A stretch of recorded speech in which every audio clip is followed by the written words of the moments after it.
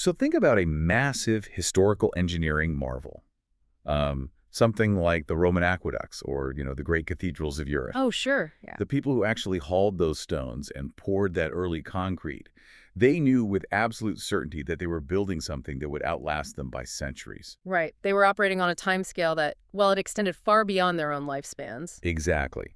But contrast that with how our world operates today. I mean, a company's success is often judged by what, a 3-month quarterly earnings report? Yeah, or political strategies that barely look past the very next election cycle. Right. We have somehow completely shrunk our timeline. And when you notice that, it forces you to ask this ultimate human puzzle. Like, what exactly makes a society great? What are the actual fundamental ingredients that guarantee a prosperous, thriving future for everyone? It's arguably the most important question we can ask. And to tackle it in this deep dive, we are going to look at the framework laid out by the philosopher Tyler Cowen. Such an intelligent guy. Oh, absolutely brilliant. We're looking at excerpts from his book, Stubborn Attachments, Building a Prosperous and Moral Future. Cowen is trying to define the exact formula for societal greatness. Yeah. And his core argument is that establishing an environment where everyone is free, successful, and accountable, it requires a massive shift in how we understand our obligations to the future. And what we are doing today, our mission for this deep dive, is basically extracting a blueprint from his work. Because, look, we are taking some incredibly complex concepts here. Morality, the mathematics of wealth, our psychological relationship with time. Which is a big one. A huge one. And we want to simplify them for you. We want to show you how our present choices, even the seemingly small, everyday ones you make, directly engineer a wealthy and law-abiding society for the future. Right. My goal today is to bridge the gap between this high-level abstract philosophy and your everyday reality. We're going to connect the dots. We want to show you how Cowen's theories aren't just academic thought experiments. They are practical lenses to evaluate your own decisions, your career, and your actual impact on the world. Okay, let's unpack this. Because to build anything that lasts, you need a bedrock foundation. And Cowen starts in a place that, honestly, it completely caught me off guard. Yeah, he doesn't start with taxes or laws. Right. He starts with the human brain's perception of time and how that hidden bias completely dictates our moral choices. He redefines the entire concept of what it means to act morally. I mean, if you ask the average person to define moral conduct, they usually default to basic compliance. Like, don't steal. Yeah, don't steal, don't harm others, follow the laws of your community. But Cowen argues that this baseline is totally insufficient. It's just step one. Exactly. True moral conduct, in his view, fundamentally requires taking unborn future generations into account. It's about actively making decisions that build trust and cooperation for a civilization we will never actually live to see. He introduces this phrase, and I stared at the page for a good minute when I read it. He asks, is time a moral illusion? It's a heavy question. It really is. Because human beings, we naturally view time as this very rigid, linear hierarchy. Today feels vastly more important than tomorrow. And tomorrow feels more important than a decade from now, just because today is happening to us right now. Yeah. The present is loud, you know? Well, evolutionary biology hardwired us that way. Right. Our ancestors survived by focusing on the immediate threat. The predator in the bushes today, not a hypothetical drought 10 years down the line. But Cowen points out that this linear hierarchy of time causes us to continuously prioritize short-term benefits over long-term prosperity. Yeah. Think about distance in terms of geography. Most of us agree that a human being suffering 10,000 miles away has the exact same moral value as a human being suffering right next door. Right. Distance in space doesn't erase human value. Exactly. And Cowen argues that distance and time shouldn't diminish the value of human life either. Someone thriving or suffering 100 years from now carries the exact same moral weight as someone today. Time, as a barrier to empathy, is an illusion. To make this concrete, there's this brilliant analogy in the source material regarding the planting of an oak tree. We all fundamentally understand how a massive tree grows, right? You put tiny acorn into the dirt, and it takes decades to mature. Yeah, it has to weather countless storms. But the person who digs the hole and plants the seed, they are almost certainly never going to sit under its full shade. No, probably not. But planting it right now is the literal only way to guarantee that future generations get to enjoy its beauty and its shelter. That is the ultimate act of overriding our short-term biology. And Cowen uses that concept to emphasize that a society must give priority to initiatives that support compounding long-term growth. Because quick remedies might sound amazing to voters today, but they routinely result in structural collapse later on. I want to bring up the hypothetical the text uses, just to show how hard this is. Imagine you're a city planner, Okay. and you are debating whether to fund a massive project.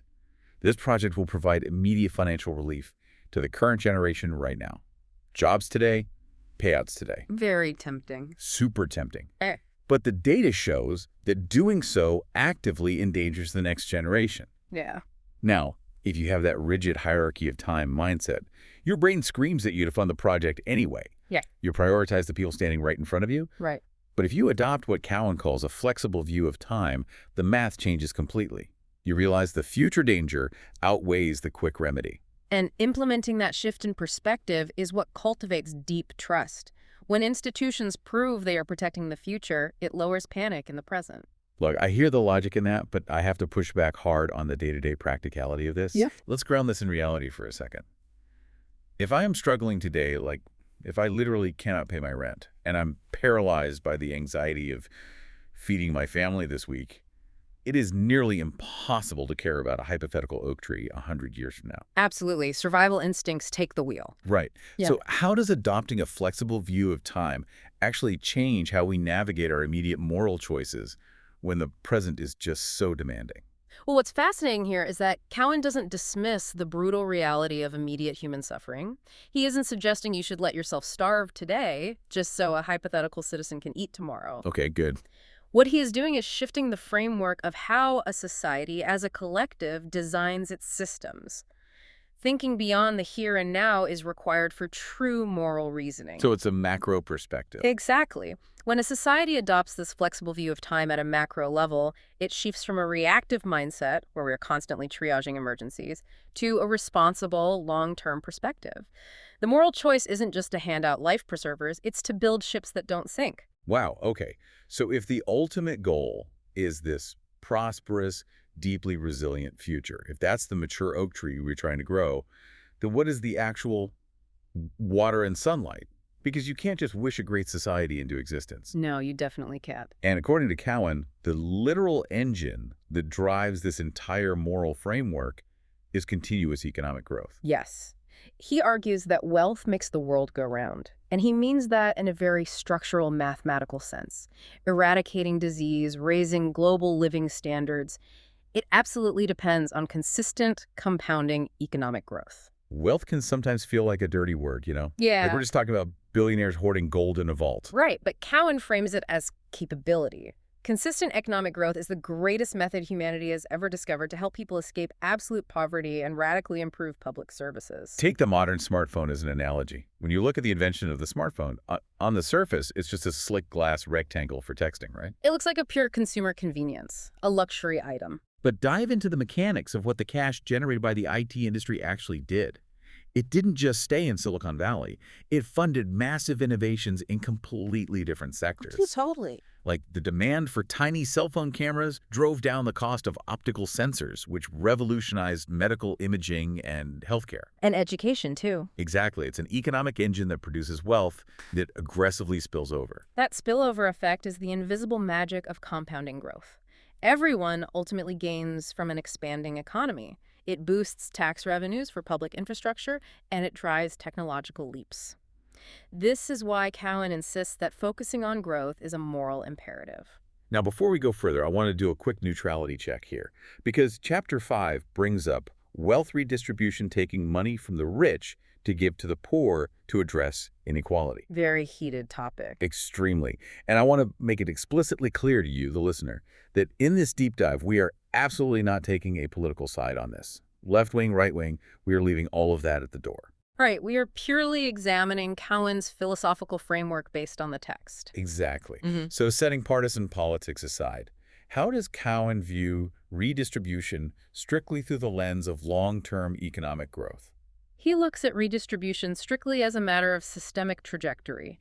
So redistribution might handle urgent needs, It acts like a Band-Aid, Okay. but it doesn't guarantee long-term growth because simply shuffling existing wealth from one side of the ledger to the other doesn't address the underlying mechanics of value creation. So if we look at a society's wealth like a pie, Oh, I love this analogy. right, Cowen is saying we shouldn't spend all our political capital and intellectual energy arguing over how to slice up the current pie perfectly equally right now, because eventually the pie is eaten. It's gone. It's gone. Instead, we should be investing all our energy into building a massive, state-of-the-art bakery that can produce enough pies for everyone indefinitely.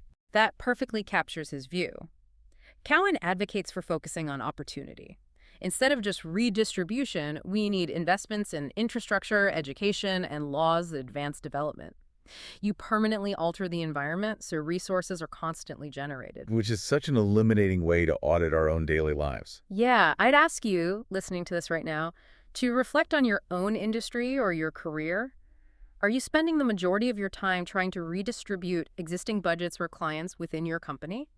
Or are you investing in the kind of R&D and innovation that raises the living standards for everyone? It's a demanding way to measure your daily impact. It really is. So, okay, building this massive bakery of economic growth, planting this multi-generational oak tree, it all sounds incredibly elegant on paper. On paper, sure. But human beings are messy. We constantly disagree. We form factions. And the future is fundamentally unpredictable. So how do we actually achieve this when we are bottlenecked by human conflict? This brings us to Chapter 3, Overcoming Disagreement. And Cowen's approach is refreshing because he rejects the notion that divergent views are a flaw in the system. Wait, he thinks they're good. Yes, he views them as a normal, highly useful part of society. Think about the corporate group project analogy. You are assigned to a team, and there are immediate, sharp differences in how to approach the task. Our natural instinct is to dig our heels in and fight. Right, we view opposing sides as a threat. But Cowen points out that a society without friction is blind to its own blind spots. In that group project, rather than fighting, colleagues can avoid groupthink by combining the best features of each perspective. But they have to be focused on a common goal. Exactly. The friction is only productive if it's tethered to a shared objective. And operating that way requires a lot of comfort with ambiguity, Right. which transitions us to Chapter 6, the paralyzing effect of ambiguity, because the future is entirely opaque. Let's relate this to starting a totally new business from scratch. You pour your life savings into a new venture, but the future return on investment is unpredictable. The economy could dip. A competitor could emerge. It's terrifying. But if you let that dread deter you, you never launch. You just immobilize yourself. Instead, you have to manage the hazards. Cowen emphasizes that we must accept uncertainty as a driving force. You use it to acquire data and make defensible decisions, rather than avoiding risks entirely. Here's where it gets really interesting to me. If uncertainty is unavoidable, is Cowen actually suggesting that uncertainty isn't just an obstacle we have to deal with, but the exact friction required to force us to innovate in the first place? Yes, that's the ultimate synthesis here. If we connect this back to the bigger picture, a prosperous society doesn't eliminate risk or disagreement. It uses them as tools to prevent stagnation. Wow. Disagreement and uncertainty are the grinding stones that sharpen a civilization's edge. So to summarize this deep dive for you, Cowen's blueprint for a great society requires three things: a long-term moral perspective, an unyielding focus on economic growth and opportunity, and the courage to embrace both disagreement and uncertainty. And as Cowen says, little actions today might result in significant transformations tomorrow. I encourage you to look at your own choices through this flexible view of time. I want to leave you with a final, somewhat provocative thought to mull over. Cowen argues that we must act ethically for the benefit of generations we will never meet, right? Right. But if time truly is a moral illusion and the future holds equal weight to the present, does that mean the people of the future are already, right now, holding you accountable for the choices you made today? Keep questioning, keep learning, and we will catch you on the next deep dive.